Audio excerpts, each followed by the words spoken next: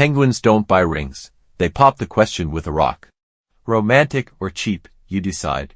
Male penguins look for the smoothest, prettiest pebble they can find. No pressure, just shopping for the rest of your life. When he finds the one, he waddles over and offers it to the female. If she likes it, they're officially a couple. If not, well, try the next penguin. It's basically a nature version of Tinder, but with rocks. Swipe left, swim away.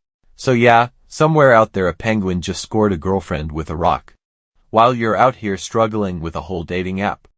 Pussy, he think he the better. We call him Elon Musk.